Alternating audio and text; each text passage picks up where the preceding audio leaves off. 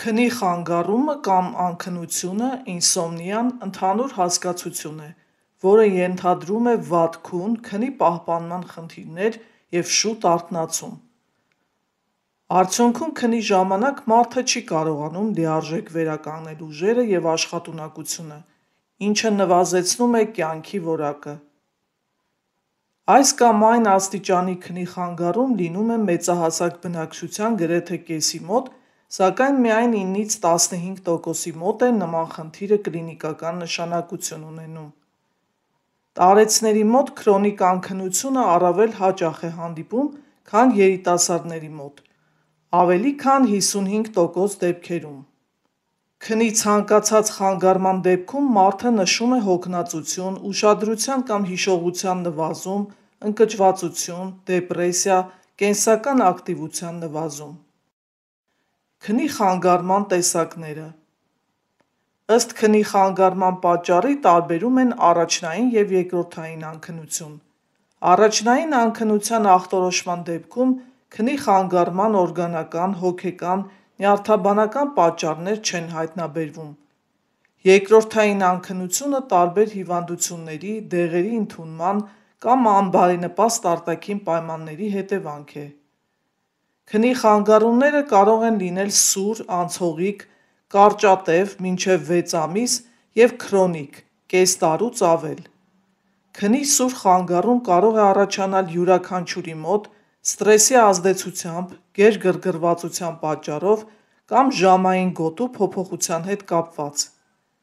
Քրոնիկ անքնություն զարգանում է վերջինիս նկատմամբ նախատրամադրվածություն ունեցող մարդկանց մոտ, որոնք հատկապես արտահայտված են տարեցների կանանց մոտ, նաև մարդկանց, ովքեր այս կամ այն պատճառով օրական քնում են 5 ժամից ավելի պակաս։ Այդ թվում են նաև մարդիկ, ովքեր երկար ժամանակ աշխատանք չունեն, ամուսնալուծված են, տարել են հոգեբանական և հոգեկան տրավմաներ, տառապում են քրոնիկ հիվանդություններով և այլն։ Քնի խանգարման հնարավոր պատճառները Քնելու դժվարությունը հիվանդների ամենահաճախ հանդիպող գանգատն է։ Պառկելիս քնելու ցանկությունը տարբեր պատճառներով անհետանում է։ Դրանք կարող են լինել տհաճ մտքերը և հիշողությունները,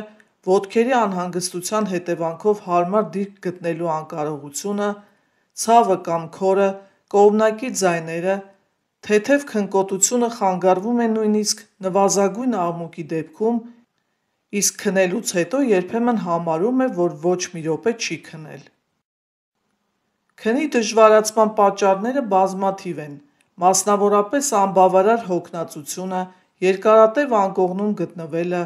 անկանոն քունը, տագնապը, քոր և ցավ առաջացնող հիվանդությունները և այլն։ Հաճախ հանդիպող գանգատներից է ստորին վերջույթների տհաճ զգացողությունը,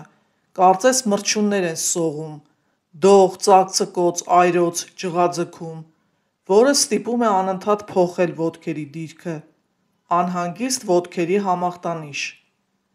Ախտանիշները զգալիորեն թուլանում կամ լիովին անհետանում են շարժումների ժամանակ։ Լավագույն ազդեցություն հաճախ թողնում է սովորական քայլքը կամ պարզապես կանգնելը։ Վերջին ժամանակներում մեծացել է այն հիվանդների թիվը, որոնց մոտ քնի խանգարումներ առաջացել են երեկոյան ժամերին գրգռող ըմպելիքի ընդունման հետևանքով (թեյ, սուրճ, էներգետիկներ), ինչպես նաև դեղերի, կոֆեին, հոգեխթանիչներ, որոշ հակադեպրեսանտներ, նեյրոլեպտիկներ, նոոտրոպներ չարաշահման պատճառով։ Քնի պահպանման խնդիրները հիմնականում դրսևորվում են հաճախ արթնացումներով, որոնցից հետո դժվարացած է նորից քնելը, ինչպես նաև մակերեսային քնի զգացողություններով։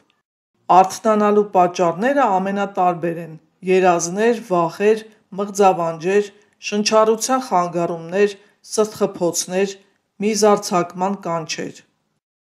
Հաճախ քրոնիկ անքնությունը կարող է լինել նյարդաբանական և հոգեկան հիվանդությունների ախտանիշ։ Վատ քնի գանգատները բնորոշ են կաթվածով, դեմենցիայով, պարկինսոնի կամ ալցհեյմերի հիվանդությամբ տառապող մարդկանց։ Այնպիսի հոգեկան հիվանդությունները, ինչպիսիք են դեպրեսիան, շիզոֆրենիան, տագնապային մանիակալ վիճակները, նույնպես ուղեկցվում են քնի խանգարումներով։ Շատ դեպքերում գիշերը հաճախ արթնանալը կապված է քնի ապնոեի համախտանիշի հետ։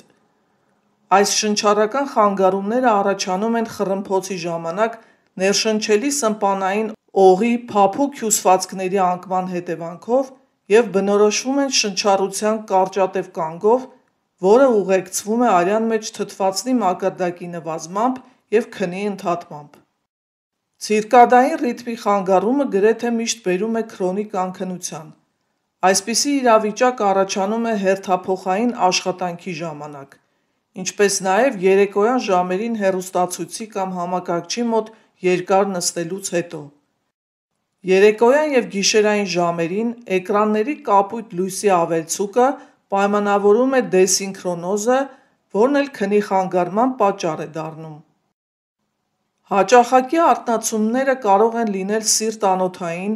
առիթմիաներ, զարկերակային գերճնշում, թոքային, թոքերի քրոնիկ օբստրուկտիվ հիվանդություններ, ոսկրամկանային, արթրիտներ, ռևմատիզմ, միզասեռական, պրոստատիտ անմիզապահություն և էնդոկրին հիվանդությունների հետևանք։ Առավոտյան վաղ արթնացման խնդիրներ դիտվում են տարեցների, դեպրեսիվ խանգարումներով և խուճապային գրոհներով տառապող մարդկանց մոտ։ Որպես կանոն քունն ընդհատվում է առավոտյան ժամը 4-ից 5-ը և այլևս չի վերականգնվում։ Արթնանալուց անմիջապես հետո հիվանդները նշում են բացասական մտքերի գրոհ։ Առավոտյան և օրվա ընթացքում նրանք գանգատվում են կոտրտված վիճակից, աշխատունակության անկումից, մշտական քնկոտությունից։ Ում դիմել քնի խանգարումների դեպքում։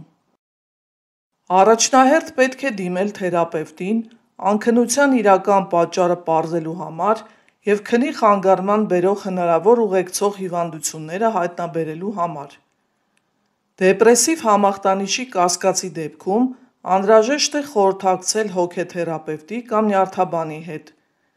Հոգենյարդաբանական խանգարումների արդյունավետ բուժման դեպքում քունը որպես կանոն կարգավորվում է։ Եթե քնի խանգարման ախտորոշումը դժվարացած է, թերապևտը պացիենտին ուղեգրում է սոմնոլոգի քնաբանի մոտ։ Ախտորոշումը քնի խանգարման ժամանակ։ Քնի խանգարման ախտորոշման համար առաջին հերթին պետք է պարզել անքնությունն առաջնային է, թե երկրորդային բնույթ ունի։ Պետք է հաշվի առնել, որ քնի խանգարումը մոտավորապես 80% դեպքերում տարբեր հիվանդությունների հետևանք է։ Քնի խանգարման գանգատների հետ միասին պետք է հաշվի առնել հետևյալ գործոնները՝ խռմփոց, ավելորդ քաշ, զարկերակային գերճնշում, նյարդաբանական խանգարումներ, տարածք կաթված, գանգուղեղային վնասվածք, տարբեր հիվանդություններ, որոնք գիշերային ժամերին կարող են ցավային համախտանիշ, ռևմատիզմ, միալգիաներ, տարբեր ծագման արթրիտներ կամ քոր, փսորիազ, հերպես, վահանաձև գեղձի և լյարդի հիվանդություններ առաջացնել։ Հոգեկան խանգարումների կասկածի դեպքում նպատակահարմար է դիմել հոգեթերապևտի խորհրդատվության։ Դեպրեսիվ վիճակներին բնորոշ նշաններն են վատ տրամադրությունը, կյանքի նկատմամբ պասիվ վերաբերմունքը, դյուր հոգնելիությունը, ուշադրության կենտրոնացման իջեցումը, արգելակված վիճակը, ցածր ինքնագնահատականը, մեղքի զգացումը։ Ուղեկցող հիվանդությունները բացառելու համար պետք է վերլուծել քնի պայմանները, լուսավորվածությունը, օդի ջերմաստիճանը, կողմնակի աղմուկները, ուշադրություն դարձնելով քնի հիգիենայի կարևորագույն գործոնների վրա, ինչպիսիք են քնից առաջ հանգստանալը կամ աշխատելը, հեռուստատեսային ծրագրերի դիտումը, ընթերցանությունը։ Եթե մարդը նշում է վախ, անքնությունից, քնելու ունակության կասկած, խոսքն առաջային կամ հոգեֆիզիոլոգիական անքնության մասին է։ Այս ախտորոշման օգտին են խոսում հետևյալ փաստերը. Մարդը ավելի լավ քնում է հյուրերի տանը, հանգստյան տանը, նրան բնորոշ է երեկոյան և գիշերային ժամերին բարձր մտավոր ակտիվությունը, նա զգում է մկանային լարվածություն, որը թույլ չի տալիս նրան թուլանալ անկողնում։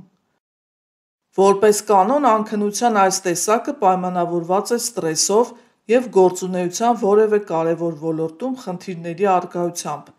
և կապված չէ այլ հիվանդությունների կամ գրգռող նյութերի ընդունման հետ։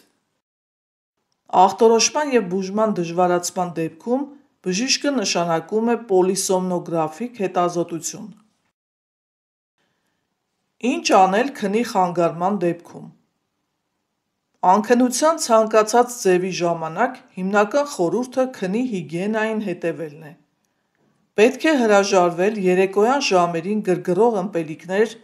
ծանր, դժվարամարս մթերք ընդունելուց։ Չի կարելի պառկել քնելու գրգռված, զայրացած, նեղացած վիճակում։ Պետք է բացառել ցերեկային քունը, հատկապես ճաշից հետո։ Բոլոր ֆիզիկական վարժությունները ցանկալի է կատարել քնից առնվազն 3 ժամ առաջ, մահճակալում սահմանափակել ակտիվությունը, չլսել ռադիո, հեռուստացույց չնայել, հետաձգել հեռախոսազանգերը մինչև առավոտ, սենյակում կարգավորել ջերմաստիճանը, վերացնել աղմուկի աղբյուրները, նվազեցնել ստրեսային ծանրաբեռնվածությունը, կանոնավոր զբաղվել սպորտով։ Ցանկալի է ստեղծել քնելու սեփական ծեսը, ներառյալ օրինակ քնից առաջ զբոսանքը, սառը ցնցուղը։ Եթե կես ժամից ավելի չեք կարողանում քնել, պետք չէ շարունակել անկողնում պառկած մնալ։ Ավելի լավ է փորձել որևէ հանգիստ բանով զբաղվել և նորից փորձել քնել, ցանկության դեպքում միայն։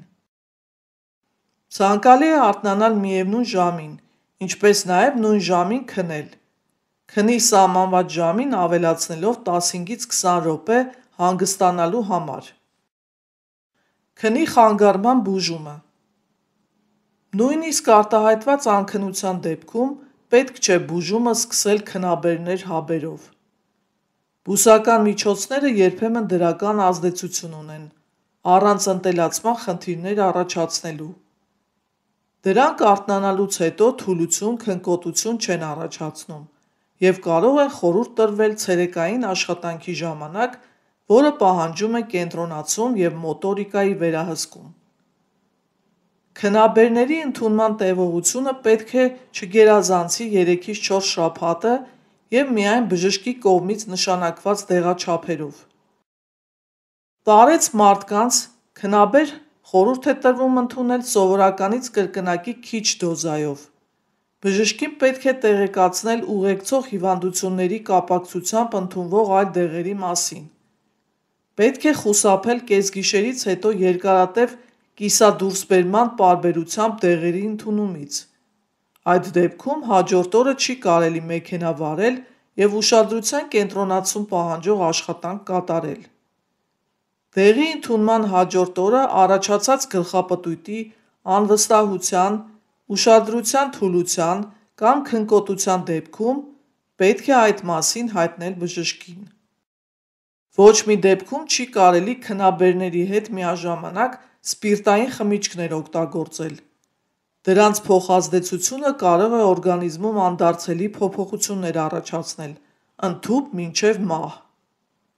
Քնած ժամանակ շնչառության դժվարացումը, խռմփոցը,